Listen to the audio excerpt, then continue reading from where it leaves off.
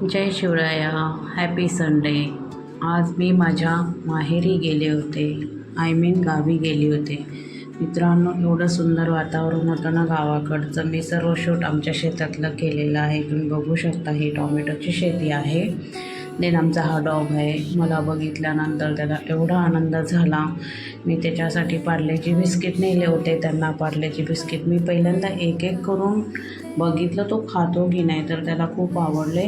त्याने खूप मस्ती करून माझ्याबरोबर ते बिस्किट खाल्ले। त्याला अजून हवे होते, तर सो मित्रांनो, मी त्याला पूर्ण एक बिस्किटचा पुडा खायला दिला आणि त्याने छान खाल्ला आणि मस्त माझ्याशी लाडाने बघत होता।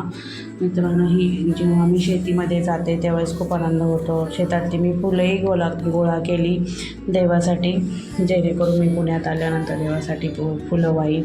आणि हे आमच्या घरासमोरचं वातावरण आहे, तुळशी अंगण आहे। हे आजूबाजूची आंब्या झाडांची शेती आहे, नारळ लावलेले जागोजागी। बाकीचे काही खाण्यासाठी जे लागतं, बाजरी, ज्वारी, कुठे मेथी, कुठे कोथिंबीर, अशा सगळ्या गोष्टी शेतामध्ये लावतात आमच्या इकडे। तर नॉर्मली आमची शेती खूप अशी छान पावसामुळे हिरवीगार झालेली आहे। खूप आनंद भेटतो गावाला गेल्यानंतर। आजकाल आमच्या शेतामध्ये नारळाची झाडं पण खूप लावलेली आहेत, त्यामुळं नारळ पण इतके सुंदर, जसं काय असं वाटतं की आपण कोकणात वगैरे आलेलो आहे, परंतु तो कोकण नाही आहे। आमचं आपलं साधं गाव आहे। बघू शकता मित्रांनो, एवढं सुंदर गाव आहे ना आमचं। म्हणजे कोणी पण व्हिडिओ बघत असेल तर त्याला वाटेल की आता आपण खरंच गावी जावं आणि राहावं। तुळशी अंगण पण खूप सुंदर त्या बनवलेलं आहे गावाकडं, पण गावाकडची पद्धत आहे। जुनी घर आहेत ती लाल कमलाची। गावाला गेल्यानंतर हे दोन मित्र भेटले, माझे क्लासमेट 10वीचे। आणि मग नंतर जाताना एक चिकन मसाल्याचा कारखाना होता, तिथून आम्ही ते मसाले पण घेतले भरपूर। आणि त्याच्यानंतर मग सगळी फिरून झाल्यानंतर शेतामध्ये फुलं गोळा करून झाली। कुठे हे माझे वडील असे बसले होते उशींचे गादी शिवत। आणि नंतर शेतात गेल्यानंतर आम्ही विहिरीमध्ये, बघा केवढं पाणी आलेलं आहे विहिरीला। आत्ता जो मध्यंतरी पाऊस झाला ना, त्या पावसामुळे भरपूर पाणी आलेलं आहे आणि शेतीसाठी पौष्टिक झालेलं आहे।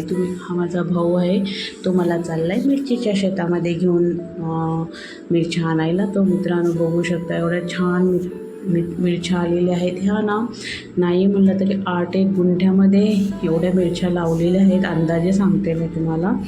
मलाही शेतीची खूप आवड आहे, परंतु मी जॉब करत असल्यामुळे मी नेहमी शहरातच असते। हे माझे भाऊ गावी असतात, तर मी स्वतःसाठी मिरच्या तोडण्यासाठी एक बकेट घेऊन गेले आणि छान टपाटप आणि झटापट आणि खूप फटाफट मिरच्या माझ्या भावाने आणि मी तोडून माझ्या बकेटमध्ये घेतल्यानंतर त्याला पाहुणेसुद्धा। गावाला गेल्यानंतर कुठला मेवा भेटतो बघा। मला आलं भेटलं, लसूण भेटलं, ह्या लाल हिरव्या मिरच्या भेटल्या, ही देवासाठी फुलं भेटली, कोथिंबीर भेटली। आणि हा जो पांढरा शुभ्र कर दिसतोय ना, तो आहे अलोवेरा।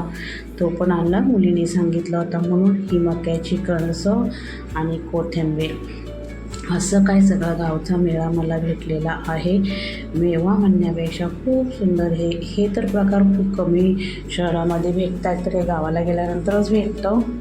तर हे सगळं माहेरीवरनं गोळा करून आणल्यानंतर तो आनंद फार वेगळा असतो, कारण शेतातलं असतं अनलिमिटेड। एक सेल्फी फोटो